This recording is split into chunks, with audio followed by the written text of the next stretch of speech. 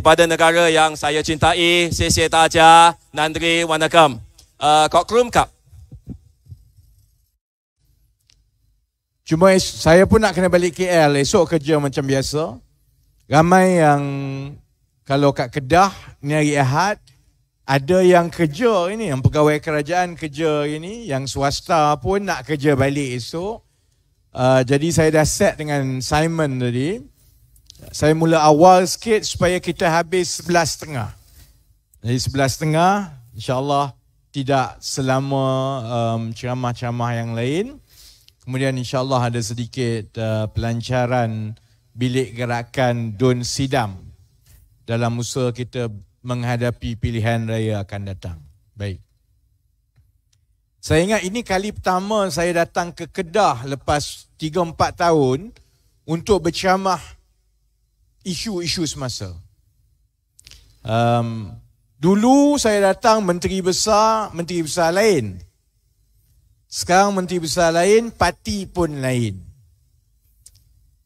Saya ceramah tiap malam sebenarnya. Jadi saya duk tanya dekat Simon tadi, malam ni aku nak cakap apa?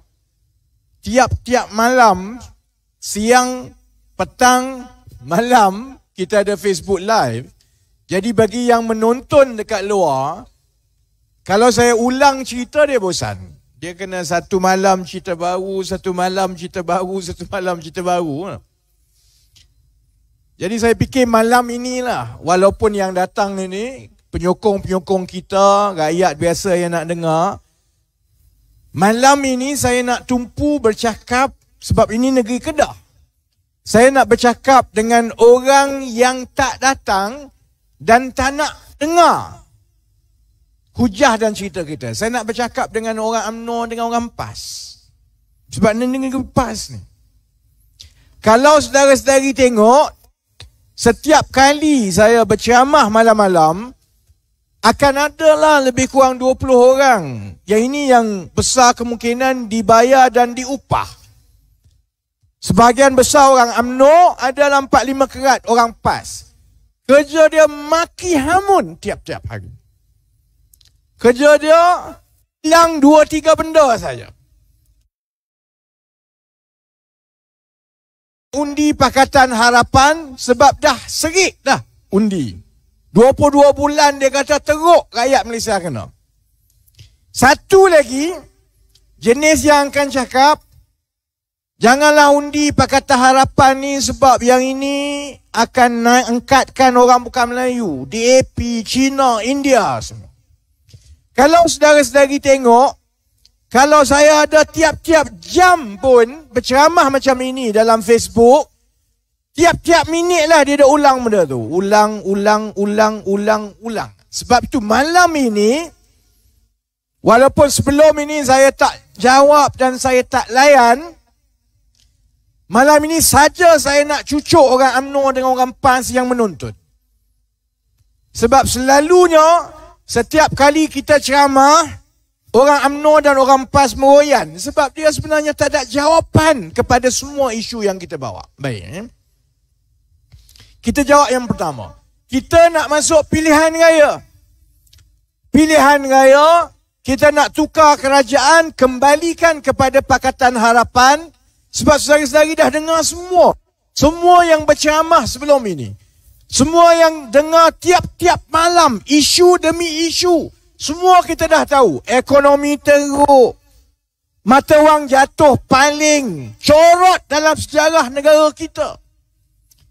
Tadi Azudin beritahu, kalau engineer keluar, gaji berapa sekarang? Saya ada permintaan daripada lembaga jurutera nak jumpa. Sebab nak beritahu susahnya sekarang, firma-firma kejuruteraan terhimpit kiri kanan. Yang muda jadi jurutera ni, dia tuntut gaji lagi tinggi. Masalahnya, juruteraan, harga yang mereka terpaksa bida itu terlalu rendah. Kalau dia bayar gaji seperti yang sepatutnya, mereka bimbang dia pula bungkus gulung tikar. Jadi kita semua tahu yang itu. Harga barang, kita dah melalui. Mula cerita ayam tak boleh kawal. Cerita telur tak boleh kawal. Lepas ni kita pernah dengar cerita gandum tak cukup, harga roti canai, semua kita dah dengar. Jadi saya tak nak ulas lebih panjang yang itu. Saya nak sambung kepada kenapa kita kena bersatu, yang Melayu, yang Cina, yang India, yang utara dekat Kedah, yang selatan dekat Johor, yang tengah dekat Selangor, dekat Perak, dekat Negeri Sembilan. Kita kena tukar kerajaan. Sebab kalau tak tukar kerajaan, macam mana nak ubah keadaan? Baik. Masalahnya, bila kita terang satu persatu masalah yang ada, yang kaki-kaki macai UMNO ni tiap-tiap hari, hanya boleh ulang 2 perkara saja. Satu soal perkauman, satu soal kononnya serik dah jadi kerajaan. Masa dulu Pakatan Harapan 22 bulan teruk sangat. Jadi saya nak mula dengan itu. Saudara-saudara ingat tak 22 bulan Pakatan Harapan memerintah ni? Ingat tak? Saya nak tanya, kalaulah saudara-saudari fikir balik, apa sebenarnya peninggalan Pakatan Harapan yang kekal sampai hari ini, saudara-saudari? Walaupun kerajaan bertukar, walaupun Perdana Menteri dah ada 2 Perdana Menteri baru, walaupun UMNO Barisan Nasional, Najib dah masuk ke dalam pun, tapi tetap ada satu peninggalan Pakatan Harapan yang jasanya ada tiap-tiap hari kepada rakyat Malaysia sekarang. Apa dia? Tol. Bukan semua orang naik tol, lalu tol. Harga minyak, harga minyak. Harga minyak, saudara-saudari. Ni saya nak jawab.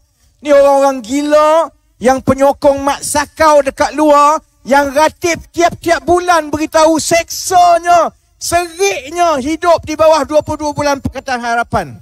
Kepala otak, tidak kerana 22 bulan Pakatan Harapan, minyak kamu isi sekarang harga RM4, saudara-saudari. Atas peninggalan Pakatan Harapan itulah, walaupun harga minyak melonjak dekat dunia, orang yang pakai RON 97 tahulah, RON 97 sekarang RM4. RON 95 masih lagi RM2. Sebabnya ialah, sebelum Najib jatuh dahulu, Najib yang bermati-matian nak hapuskan subsidi. 2009 dia umumkan bahawa tugas dia sebagai Perdana Menteri ialah untuk hapuskan dan perangi subsidi. Tak boleh bagi subsidi kepada rakyat. Mula dia tarik dulu subsidi gula dalam parlimen, tarik subsidi gandum, tarik tahun 2014, 2015 sebelum dia perkenalkan GST. Antara benda yang paling besar dia buat ialah dihapuskan subsidi minyak. Diapungkan harga, dan bila subsidi minyak dihapuskan, harga berubah tiap-tiap minggu. Masa tu tak teruk sangat. Sebab harga minyak mentah kekal rendah. Dalam $50, $60. Jadi sebab itu walaupun harga turun naik, paling tinggi zaman Najib dulu dalam RM2.07. Itu pun dah teruk sangat dah, rakyat marah. Orang turun jalan raya, kita protes. Sebab itu daripada 2015 lagi saya kempen kata kita kena kekalkan subsidi minyak. Sebab subsidi minyak ini menjadi faktor yang selalunya mempengaruhi harga barang yang lain. Kalau subsidi minyak ditarik, dihapuskan macam zaman Najib buat dahulu, masa kita lawan dahulu, maknanya setiap kali harga minyak mentah dunia naik, harga RON 95 naik, bila peniaga dah naikkan harga sekali, dia susah nak turunkan balik. Harga naik, dia tak turunkan balik. Sebab itu, tanggungjawab kerajaan kita kekalkan subsidi minyak. Baiklah, dalam Pakatan Harapan masa itu ada pandangan yang berbeza-beza. Ahli ekonomi dekat luar, dia marah saya, dia kata, ini satu cadangan yang populis. yang nak beli jiwa rakyat, yang akan membankrupkan negara. Ini bukan cara kerajaan yang bertanggungjawab. Saya faham sebenarnya, kalau kita nak kekalkan subsidi, jumlah besar kepada negara. Betul. Cuma pandangan saya juga daripada dulu ialah, kalau wang itu ada, hasil daripada kekayaan minyak negara, lebih baik wang itu kita pulangkan kepada rakyat dalam bentuk subsidi. Walaupun kerajaan UMNO, Najib masa tu sebelum dia masuk penjara, sebelum dia jatuh, dia kata, bagi kami duit ini, biar kami tarik subsidi, sebab bila kami hapuskan subsidi, kami boleh dapat duit ini untuk bagi BRIM, untuk buat projek, untuk bantu rakyat, untuk bagi duit permata. Tapi saudara-saudari tahu, kalau dia dapat 20 bilion daripada subsidi yang dihapuskan, bila kita kena bayar minyak yang mahal, dia ambil 20 bilion itu, yang dia pulangkan sebagai BRIM mungkin 8 bilion. 12 bilion lagi, dia fikir projek 1, projek 2, projek 3. Kerajaan UMNO Barisan Nasional kita tahu daripada zaman dulu lagi, kalau ada duit lebih dalam poket, dia jadi kreatif bab sakau dan curi duit negara. Lagi banyak duit dalam poket kerajaan, lagi banyak dia fikir macam mana nak buat kapal-kapal halimunan. Umum kapal 6 bilion, sampai sekarang tak siap-siap. Sebab itu pendirian saya, sebaik yang mungkin, selagi kita tak perbaiki sistem negara kita, supaya kalau ada wakil rakyat, menteri, adun, pegawai kerajaan yang makan duit, cepat-cepat kena tangkap, terus masuk penjara, selagi kita tak sampai ke peringkat itu yang terbaik, jangan bagi banyak sangat duit kepada orang politik. Nafsu dia besar. Kat sini lagi lah, kerajaan PAS. Mula sebelum jadi kerajaan isteri 2, lepas jadi kerajaan isteri, ada yang tambah 2, 3, 4 pun ada. Poket besar, nafsu besar. Biasa semua orang politik macam itu. Kita terpaksa pujuk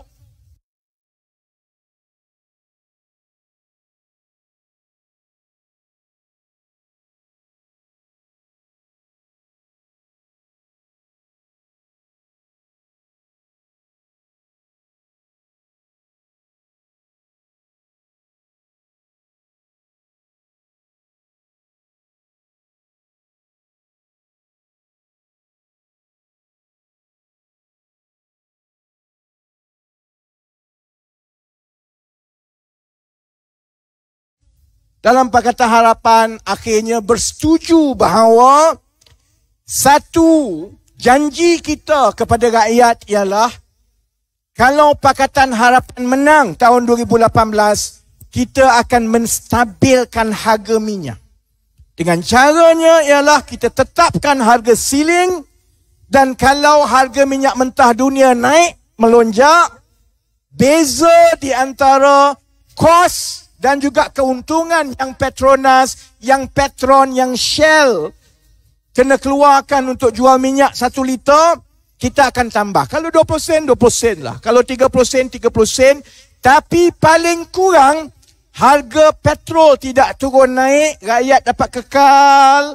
Dan bila harga petrol tidak turun naik, maka harga barang juga kita boleh kawal sedikit sebanyak, supaya peniaga tidak terus menaikkan harga setiap kali naik harga minyak.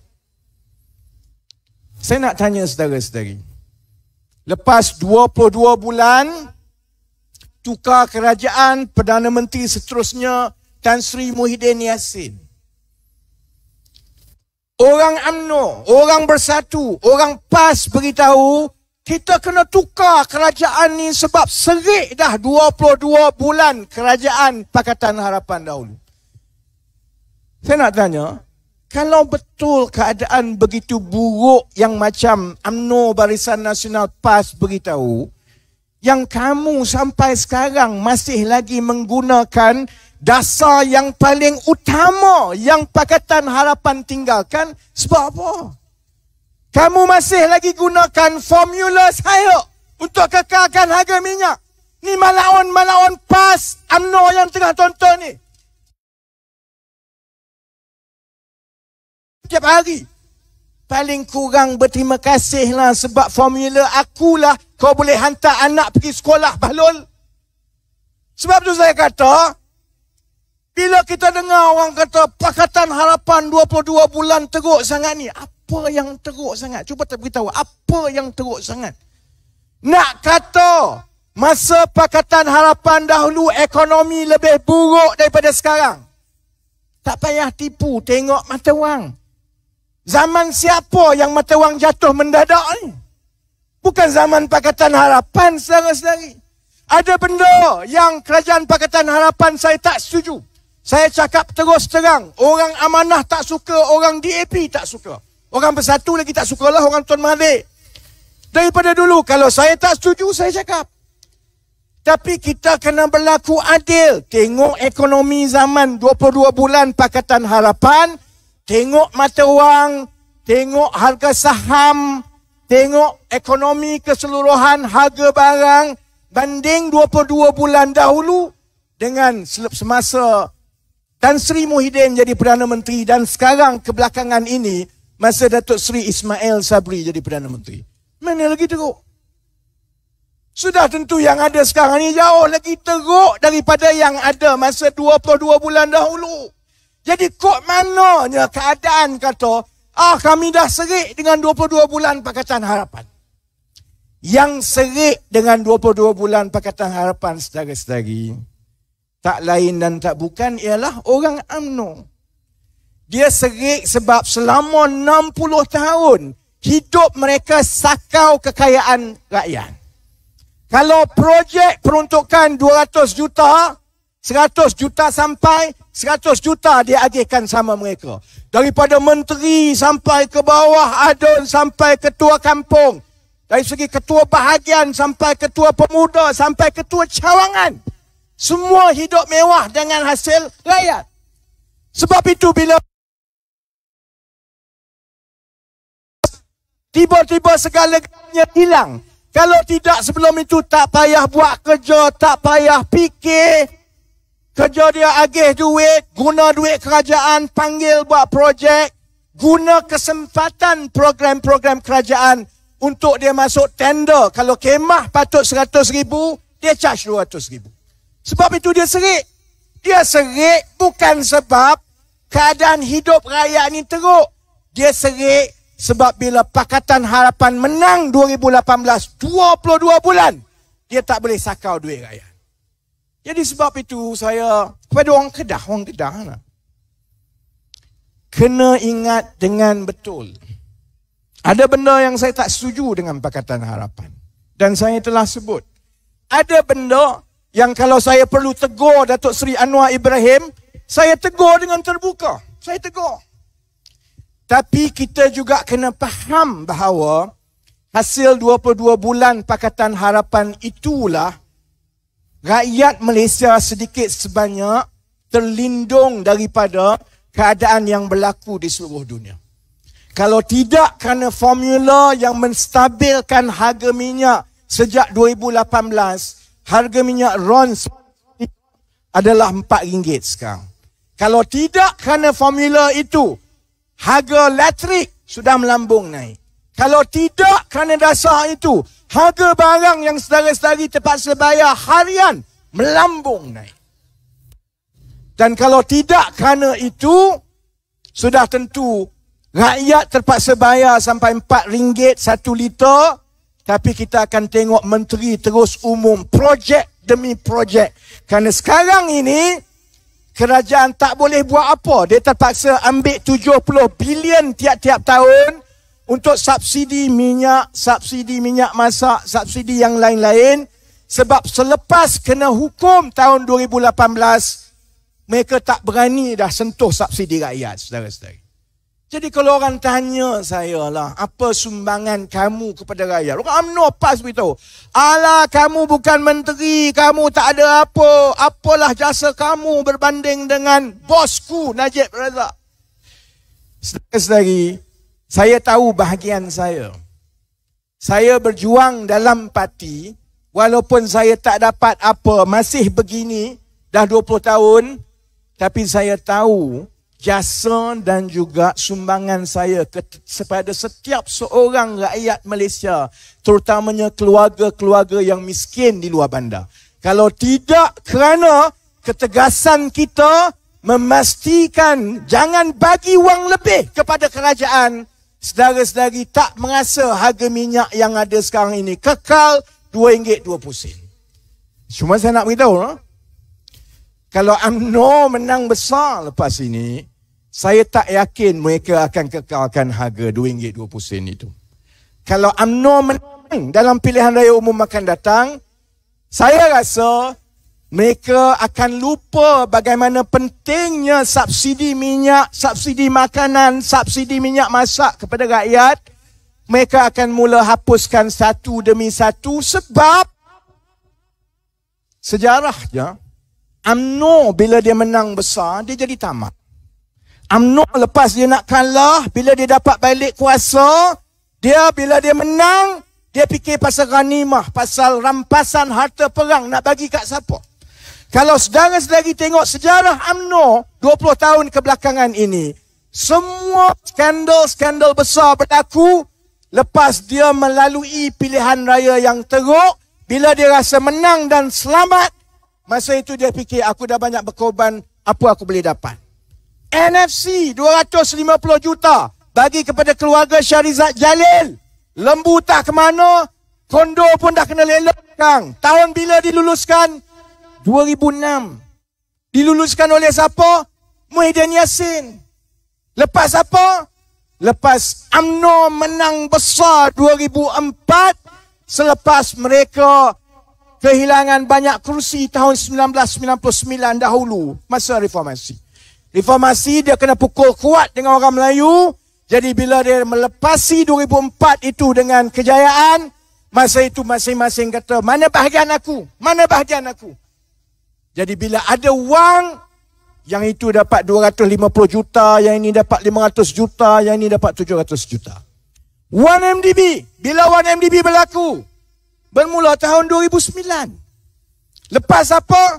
Lepas 2008, yang UMNO kehilangan 5 negeri dan hampir-hampir kalah pilihan raya. Dia lepas, maka Najib kata, kita kena bersedia untuk pilihan raya akan datang, maka kita perlukan wang. Macam mana dapat wang? Buat wang MDB. Tipu kiri kanan semua sampai akhirnya, yalah, tapi dia lupa Allah Maha Kaya. Cerdik macam mana pun, kalau berbohong dan mencuri duit rakyat pecah amanah itu sampai ke peringkat rekod nombor 1 dunia, akhirnya dia akan juga. Memang betul kita ambil masa. Saya mula-mula sekali bercakap pasal 1MDB tahun 2011. 2015 kena tangkap 1MDB. Dia ambil baru 1MDB disiasat besar-besaran tahun 2020. Baru Najib dan Rosmah masing-masing dapat kunci check-in dekat Hotel Sungai Kajang. Hotel Kajang, bukan Hotel Sungai Buloh. 11 tahun, saudara-saudara.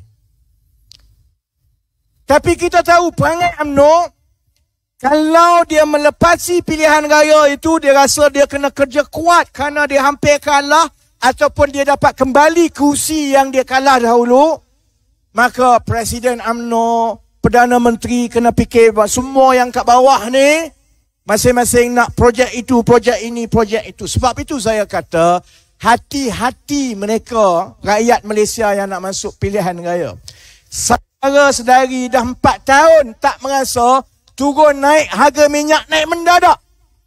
Ada 4 tahun sejak zaman 22 bulan Pakatan Harapan, pakcik-makcik terpaksa pergi beratur sebelum harga minyak naik macam dulu. Dulu sebelum 2018, orang tengok harga minyak mingguan, kalau rasa nak naik cepat-cepat pergi beratur sebelum naik esok. Mana ada dah sekarang? Sekarang ni harga kekal elok saja. Kalau UMNO Barisan Nasional menang, bersedialah untuk beratur balik, harga akan naik setiap minggu. Dan harga minyak mentah dunia sekarang tak nampak tanda-tanda akan turun. Sekarang masih lagi $100 satu tong. Kalau 100, it's alright. It's alright, thanks. Tak apa, it's okay. Kalau 100, dia tak untuk menguruskan badan sikit saja, saya boleh berceramah macam ni, dia keluar peluh sikit lah. Cuma saya sedar diri lah. Kalau saya peluh macam ini pun, kurus sikit pun, saudara-saudari bimbang orang Kedah, jangan bimbang. Saya takkan buka baju macam Sanusi buka baju. Oh, gila buka baju macam Sanusi. Gila confident Sanusi ni boleh buka baju. Jadi saya takkan buat lah. Kecuali betul-betul kurus, betul-betul badan berketul, bukan bulat macam Sanusi. Baik. Harga minyak mentah tidak nampak tanda-tanda akan turun daripada paras $100. Sebabnya ialah kerana perang dekat Ukraine dan juga dekat Rusia, tak nampak tanda-tanda akan berhenti. Malah tanda-tandanya keadaannya itu akan bertambah teruk dan bertambah teruk. Kita juga ada ketegangan di antara China dengan Taiwan. Selagi ketegangan dunia ini berterusan, maka harga minyak akan terus kekal sekitar $100. Kalau subsidi ditarik, bila UMNO Barisan Nasional yang mereka yakin nak menang sangat itu, saudara-saudari bersiap sedialah bayar harga RON 95 RM4 1 liter. Saya hanya boleh sebut, kalau itu kehendak rakyat Malaysia, terutamanya yang Melayu yang duk fikir, yalah bukan semua Melayu lah yang macai malaon UMNO ni lah. Yang duk kata 22 bulan serik, 22 bulan serik. Kalau harga naik RM4 1 liter lepas pilihan raya umum UMNO menang, saya tepuk tangan buat kenduri padan muka orang UMNO sama. Ayam RM20 sekilo. UMNO yang duk maki hamun tiap-tiap malam, yang ratib 22 bulan serik, 22 bulan kena hancing, 22 bulan kena kencing. Itu jawapan saya. Yang kedua, saya nak jawab juga, terutamanya geng-geng PAS. PAS yang duk jawab, tak apalah demi perpaduan ummah, kita kena satukan orang Melayu. Yang UMNO, yang jawab, demi kestabilan kerajaan, supaya kerajaan yang stabil, maka kita boleh berkhidmat kepada rakyat. Sebab itu kita tebuk atap tahun 2020 kerana kerajaan Pakatan Harapan tidak stabil. Bila kita ambil UMNO, kita ambil PAS, kita ambil Bersatu, maka kerajaan yang majoriti menteri dan wakil rakyatnya itu Melayu Islam, maka negara kita telah menjadi stabil. Sebab itu PAS kau ni pusing keliling macam ketam. Pergi ke UMNO, minta mengayu ke UMNO. UMNO kata, boleh kamu nak kerjasama dengan aku, tapi kamu ceraikan dulu kekasih gelap kau Bersatu. Pergi ke Bersatu, PAS sebenarnya tahu bahawa dia perlukan UMNO, kalau tidak dia ruyup. Tapi dia juga tahu UMNO ni jenis main kayu tiga daripada dulu. Masa nak PAS cakap macam-macam, bila dah dapat PAS dia pukul PAS. Jadi PAS dalam hati dia memang dia nak Bersatu. Sebab dia tahu Bersatu ni agak dayus. Sebab dia tak ada kekuatan. Jadi dia akan ikut PAS masing-masing. PAS kata nak pakai bendera negeri. Tak apalah. PAS kata macam ni. PAS kata nak jadi menteri besar dekat Perlis. Setuju semua. Baik ya. Saya nak ulas begini. Bagi orang Melayu, pengundi-pengundi Melayu, yang jiwa dia ini tak apalah asalkan perpaduan ummah. Tanggungjawab kita untuk kita undi asalkan bukan Pakatan Harapan. Saya nak tanya soalan yang mudah. Kod mana dalam Islam yang kita dididik, kita boleh membenarkan pecah amanah, jenayah, rasuah, mencuri duit rakyat, menghasilkan kesengsaraan kepada orang miskin? Kod mana yang ada hujah kata boleh kita buat begitu asalkan kita dapat kuasa. Saya seumur saya hidup sampai 45 nak masuk 46, saya tak jumpa lagi saudara-saudari. Tak ada dalam budaya kita, dalam agama kita yang mengatakan kamu boleh berbohong demi untuk dapat kuasa. Tak ada lagi yang kata bila kau tengok kemungkaran dan rompakan itu besar-besaran berlaku, kamu boleh berbohong di luar kata saya berpuas hati. Semua okey. Tak ada saya sedari. Tapi kalau pun mereka nak buat begitu, ataupun itu alasan strategi politik mereka, saya nak jawab bahawa orang kita, Melayu, Cina, India, terutamanya yang Melayu atas pagar yang Islam ini, kita tak bodoh. Kita tak buta. Dia kata perlu tebak atap. Khianat mandat rakyat. Asalkan kerajaan yang ada itu ialah kerajaan Melayu Islam. Itu hujah dia. Itu prinsip dia kononnya. Sebab dia kata kalau kita buat begitu kerajaan akan stabil. Kerajaan yang stabil akan boleh tumpu kepada kebajikan rakyat. Saya nak tanya pakcik-makcik yang hadir malam ini, yang menonton di luar, yang di tepi jalan ni. Bab mana kerajaan jadi stabil sejak mereka tebuk atap Februari 2020? Dekat mana stabilnya kerajaan itu? Muhyiddin jadi Perdana Menteri. Lepas tu berebut sama mereka. Nak lantik timbalan Perdana Menteri pun tak boleh. Oleh kerana mereka berebut kuasa sama mereka, tak boleh lantik timbalan Perdana Menteri, terpaksa lantik menteri-menteri kanan. Sampai ada 4 menteri kanan. Semua tak boleh pakai. Menteri kanan saja perangai, tak payah saya sebutlah. Kemudian sesama mereka, kononnya awal-awal dulu bersatu demi perpaduan ummah, tapi mereka memperlihatkan kepada rakyat tiap-tiap hari mereka bergaduh. Mula lantikan JLC yang bersatu kata no, UMNO kata bersatu lantik. Lagi ramai orang bersatu dalam JLC. Yang PAS ni kata tak apalah, asalkan kami dapat sikit pun cukup lah. Bab mana soal perpaduan ummah? Babnya ialah berpadu untuk mereka sakau duit ummah. Saudara-saudari, kebajikan ummah masuk longkang. 1 tahun mereka duk pusing-pusing sama sendiri. Akhirnya yang tikam dia sendiri juga ialah UMNO juga. Daripada awalnya mereka kata mereka tebuk atap untuk mereka nak kerajaan yang berpadu, akhirnya mereka juga yang runtuhkan kerajaan. Kita terpaksa lalui sekali lagi 1 minggu negara kita tak ada kerajaan. Dan mereka buat dalam keadaan negara terpaksa melalui PKP 1. Yang meniaga-meniaga kecil kena gulung tikar, dia tak peduli. Dia peduli 1 untuk aku, 1 untuk engkau, 1 untuk engkau. Memang betul-betul penyamun bujang lapuk punya style. Sekarang saudara-saudari, sama juga. Orang nak masuk musim banjir, satu dunia bercakap tentang krisis perubahan iklim yang kalau banjir datang kali ini, dia akan datang teruk. Saudara-saudari tahu menteri daripada PAS, 2 orang adalah menteri yang bertanggungjawab pasal 2 perkara. 1 soal alam sekitar, soal banjir, Tuan Ibrahim Tuan Man.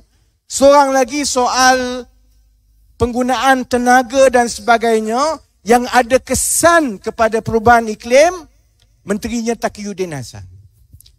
Saudara semak balik satu persatu. Nu yang duk menonton kat luar ni, pergi semak balik. Bila kali terakhir saudara-saudari tengok Tuan Ibrahim Tuan Man ada idea atau ada jalan untuk kita menangani masalah banjir yang akan datang? Saya ingat tahun lepas bulan 6, bila saudari Izzah dalam parlimen bangun tanya, pakar-pakar kaji cuaca meramalkan perubahan cuaca yang mendadak yang ada risiko banjir di negara kita sekitar Jun 2021. Tanya dekat parlimen, Sedari tahu Tuan Ibrahim Tuan Man jawab apa? Kementerian berpendapat bahawa perubahan iklim tidak kena dekat Malaysia. Itu jawapan dia. 5 bulan lepas itu Allah nak tunjuk banjir memang tenggelam betul lah. Kat dengan saudara-saudari dekat Sungai Petani. Menteri yang bertanggungjawab tentang penggunaan tenaga, perancangan tenaga. Kenapa penggunaan dengan perancangan tenaga ini penting? Kerana dia menentukan berapa banyak gas kita bakar. Berapa banyak petrol kita guna. Berapa banyak tenaga yang kita bazirkan dari segi elektrik. Kerana setiap tenaga, unit tenaga yang kita bazirkan ini, dia akan melibatkan pembakaran tenaga. Pembakaran tenaga itu akan menyumbang kepada perubahan iklim dunia. Lagi banyak kamu buat menggunakan tenaga-tenaga fosil, macam minyak, macam gas, macam arang batu, lagi banyak negara kita panas. Siapa menteri? Taqiyuddin. Sebab itu saya nak beritahu kepada kawan-kawan yang Islam, yang Melayu, yang dekat Kedah. Kalaulah nak masuk pilihan raya ini, hanya ada 2 hujah daripada UMNO, Barisan Nasional, PAS dan Bersatu. Hujah pertama ialah dah serik dah 22 bulan Kerajaan Pakatan Harapan. Saudara-saudari, isi minyak tiap-tiap 2-3 hari. Ingat bahawa minyak RM2.20 itu ialah jasa Pakatan Harapan sampai ke hari ini. Bab mananya serik pasal 22 bulan. Kalau UMNO PAS memainkan sentimen perkauman, kalau undi Pakatan Harapan orang Cina, orang India berkuasa. Saudara-saudari, saya 10 tahun duduk dekat UK. Yang orang Melayu takut sangat kepada orang bukan Melayu ni sebab kita ni bodoh ke? Saya 10 tahun duduk dekat UK, bukan saja dengan orang Cina, orang India, dengan orang Yahudi. Yang menentukan macam mana kita menguruskan bukan soal kamu Cina, kamu India, kamu Melayu. Soalnya kamu cerdik ke tidak. Masalah UMNO dan masalah PAS, masalah Bersatu, sebab jenis-jenis Melayu yang masuk dalam UMNO, PAS, Bersatu kurang cerdik. Bodoh lah kira, bodoh. Sebab dia bodoh lah, bertahun-tahun dia boleh kena tipu dengan Najib, dengan Rosmah. Dia boleh percaya duit yang Najib sakau itu kononnya derma daripada Arab, saudara-saudari. Kita yang cerdik kat luar ni memang kita tahu daripada awal. Kau ni bodoh ke apa? Oleh kerana kebodohan itu, dia jadi takut untuk berurusan dengan orang Cina, orang India yang dia rasa lebih cerdik daripada dia. Jawapannya, kalau orang yang kita nak berurusan tu lebih cerdik, apa urusan dan tanggungjawab kita? Kita jadi lagi cerdik lah. Pergilah membaca sikit. Berhentilah buat kerja-kerja bangang. Bekerjalah dengan rajin supaya kamu tak ada ilmu untuk kamu menguruskan negara. Yang kamu bodoh masih nak jadi menteri, lepas tu kamu takut dengan semua orang, kemudian kamu hasut orang Melayu. Jangan percaya dekat Cina. Jangan percaya dekat India. Kalau ini saja 2 modal UMNO, Barisan Nasional, PAS, Bersatu, saudara-saudari, kalau orang Melayu belum buka mata lagi, kalau lepas ini UMNO, Barisan Nasional menang, saya dah cakap sebelum ini, saya tak bimbang sangat pun kalau UMNO, Barisan menang PRU15. Sebab sifilnya mudah. Sesuatu parti atau organisasi yang pemimpinnya bakal, kurang cerdik, malas, makan duit rakyat, hanya tahu mencuri dan sakau, bagilah company mana pun, bagilah negara kaya macam mana pun, dia akan terus merosakkan negara dan masyarakat akan terus hidup susah dan susah dan susah. Keadaan kita memang dah bawah dah, susah sangat sekarang ni. Kalau kerajaan UMNO, Barisan Nasional, PAS kembali dekat Putrajaya dan dia mula ambil wang dengan lebih banyak, dia mula tarik subsidi, harga minyak sampai RM4, harga elektrik naik. Saudara-saudari, tak payah saya naik truk ini. Mari PRU 2027, PRU 16 akan datang. Tak payah kami kempen pun. Saya yakin, saudara-saudari, rakyat Malaysia, Melayu, Cina, India akan undi Pakatan Harapan dan kita akan menang besar dalam 4-5 tahun akan datang. Saya tak bimbang yang itu. Masalahnya begini. Ini masalah paling besar. Kita negara yang tak banyak wang. Kita negara yang makin susah. Nak pinjam duit pun makin teruk sebab hutang dah makin banyak. Pelabur-pelabur tinggalkan negara kita. Alih duit balik ke Amerika. Sebab itu mata wang makin rendah dan makin rendah. Bila mata wang makin rendah, kita import makanan kita sampai 50 bilion daripada luar negara. Dulu $1 RM4. Sekarang tak lama lagi $1 RM5. Kalau dulu beli 1 kilo daging RM10, lepas ini jadi RM12. Dalam keadaan yang kita dah kurang wang macam ini, kalau kita benarkan UMNO, PAS, bersatu, mainkan lagi sentimen demi Islam, demi Melayu, asal Melayu Islam, tak apa. Saudara-saudari yang akan tanggung ini, saudara-saudari sendiri. Sebab kita dah tengok yang berlaku 2-3 bulan kebelakangan ini, satu persatu skandal-skandal dibongkarkan. Saya tak habis lagi tahu cerita pasal kapal ni, saya tak habis lagi. Hari ini Isyamuddin, Menteri Pertahanan, baru jawab. Saya tanya minggu lepas, dia jawab minggu ini. Jawab pun tak jawab sepenuhnya. Saya tanya minggu lepas, kamu kata 2 kapal akan siap dalam 2 tahun. Betul ke 2 kapal ni akan siap? Saya tanya. Kamu dah belanja 9 bilion dan kamu kata perlukan 2 bilion lagi 11 bilion untuk siapkan kapal. Saya tanya, kamu nak siapkan dengan 2 bilion lagi ni, sebenarnya berapa biji kapal yang siap? Dia kata 2. Minggu lepas, 2 biji kapal. Hari ini saudara-saudari pergi semak laporan bernama, diam-diam dia boleh tukar 1 kapal saja akan siap dalam masa 2 tahun. Daripada 6 biji kapal, tinggal 1 kapal. 1 kapal!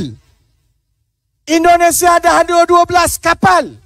Menjelang 2026, Indonesia akan ada 20 kapal. Kita 1 kapal, saudara-saudari. Sebab itu bila nelayan kita pergi ke laut besar, kalau ada kapal besar pun, belum apa-apa, kita dah kalah dengan China, kita kalah dengan Indonesia. Sebab apa? Dia ada kapal dia yang tolong mengiringi. Kalau ada 5-6 kapal laut dalam, nelayan-nelayan China, nelayan-nelayan Indonesia, dia ada kapal dia yang ikut melindungi. Kita, kapal kalau ada pun sebiji. Kalau ada pun, dia kena mengiringi nelayan-nelayan kita. Itu belum cukup lagi. Saya tak dedah lagi minggu depan ni. Saya banyak benda, saya tak done. Saya tak dedah lagi tentang bagaimana, tadi siapa beritahu, tadi Saiful duk beritahu pasal kerajaan Kedah kena scam dengan segala jenis syarikat-syarikat scammer ni. Dia bukan PAS saja kena scam, UMNO pun kena scam.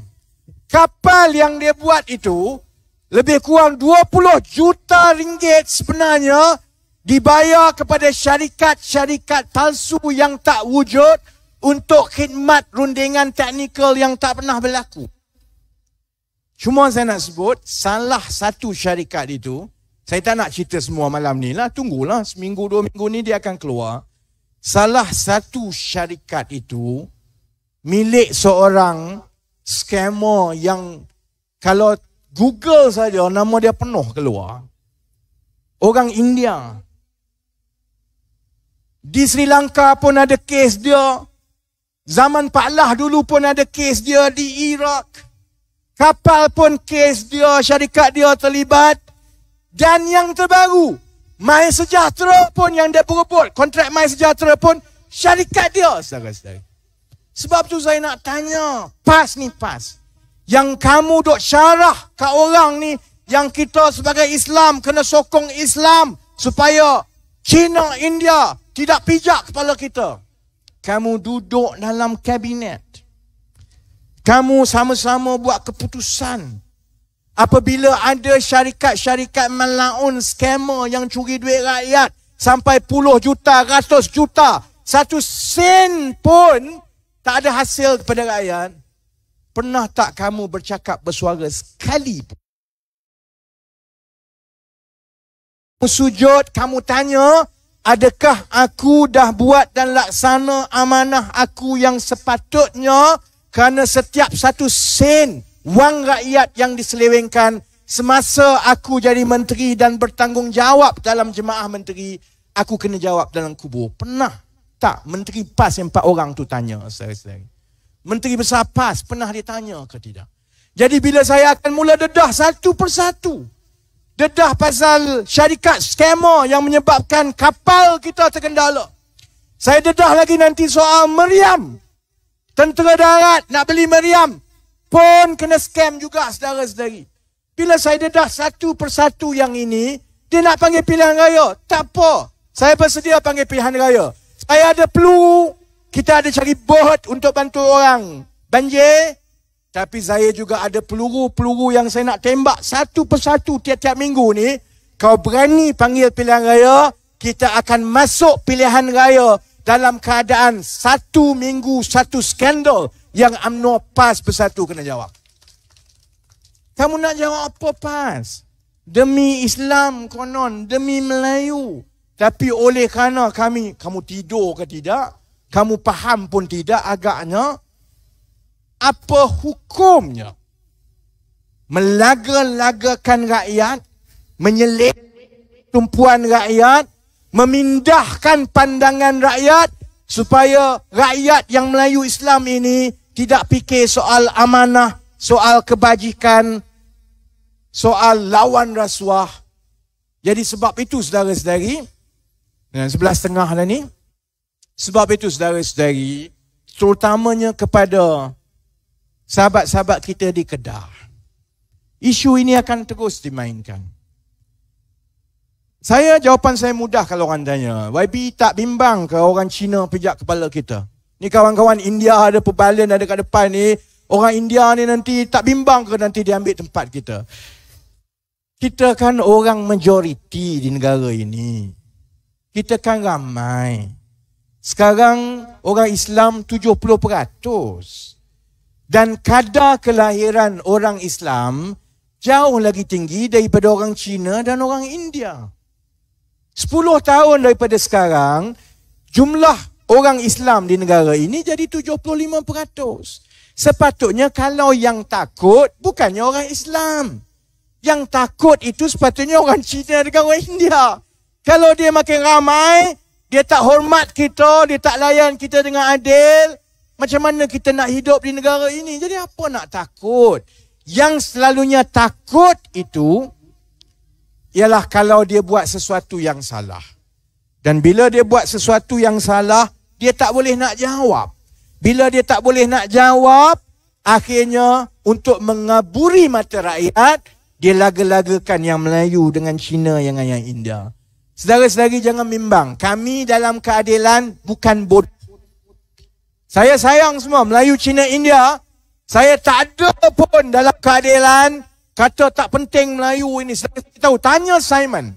Saya tak pernah berganjak bahawa orang Melayu akan memimpin di negara ini.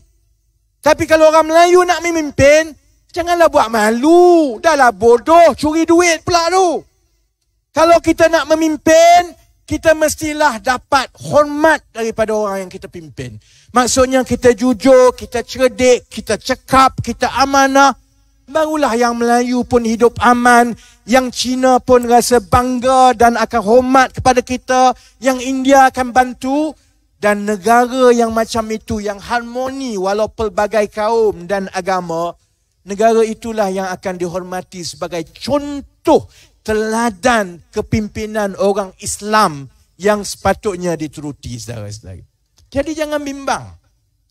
Usaha kita ialah kita nak kembalikan kerajaan kita di landasan supaya kita boleh perbaiki segala masalah yang ada. Dan masalah-masalah itu besar, Semua penceramah sebelum saya dah sebut satu persatu. Soal gaji, soal ekonomi, soal rasuah, soal pendidikan, soal pekerjaan. Kalau kita tak tukar kerajaan, kalau kita tak ketepikan permainan UMNO, Barisan Nasional dan PAS melaga-lagakan rakyat, maka yang akan bayar harganya ialah anak-anak saudara-saudari. Saya tak apa, saya ada seorang anak saja. Dan insya-Allah harta saya, syarikat saya, pekerjaan saya cukup untuk anak saya sampai cucu dia. Tak ada masalah. Tapi berapa ramai di kalangan kita yang boleh cakap macam itu? Yang harta cukup untuk anak, cukup untuk cucu, cukup untuk cicit. Kena pula anak 5 orang, kena pula bini 4. Seorang 5 orang. Tak keletih nanti. Jadi atas sebab itu, saya ajak saudara-saudari bersedia, kita masuk pilihan raya. Kalau dia panggil bulan 11, silakan, kita bersedia. Kalau dia panggil tahun depan, alhamdulillah, kita tumpu bantu orang banjir dahulu. Tapi masuk pilihan raya kali ini, insya-Allah, kita ada satu tanggungjawab. Kita kena buktikan bahawa rakyat Malaysia ini cukup. Melayu, Cina, India, insya-Allah kita boleh buat sekali lagi tahun 2022. Boleh tak saudara-saudari? Jadi balik sampaikan kepada sahabat-sahabat, kepada yang Cina, yang India, sampaikan kepada anak beranak kawan bahawa kebangkitan itu sedang berlaku. Kita sekarang berada di tempat yang sama seperti 2-3 bulan sebelum masuk 2018. Kalau 2018 kita berjaya tukar kerajaan, 2022 juga kita akan berjaya kembalikan mandat rakyat kepada Pakatan Harapan dengan syarat orang Melayu jangan bermain emosi perkauman. Faham soal amanah, faham soal tanggungjawab, pilih pimpinan yang cekap, pimpinan yang cerdik. Orang Cina, orang India, kita keluar beramai-ramai. Pastikan setiap satu undi, kita undi Pakatan Harapan dan kita buang UMNO Barisan Nasional. Kalau itu berlaku, nanti bila Zahid Hamidi, masa dia untuk masuk check-in dekat hotel, sekali dengan Najib, saya boleh tawarkan diri, saya boleh bawa beg dia banyak-banyak. Banyak mana beg dia ada pun saya sanggup bawa. Kalau kena bawa truk ini pun nak bawa beg dia, kami bawa truk ini, kutip beg dia, hantar dia untuk bercuti dekat Sungai Buloh. Sungai Buloh pun tak apa, Kajang pun tak apa. Tapi saya rasa, kalau tanya Zahid, dia lagi rela duduk di Sungai Buloh, sebab bilik sebelah Najib tu, dekat Kajang tu, bilik tu dah disediakan untuk Rusmah. Jadi terima kasih banyak-banyak saudara-saudari. InsyaAllah kita akan terus ceramah, terus ke udara. Saya nak tutup, saya sebut ayuh, saudara-saudari sambut dengan Malaysia.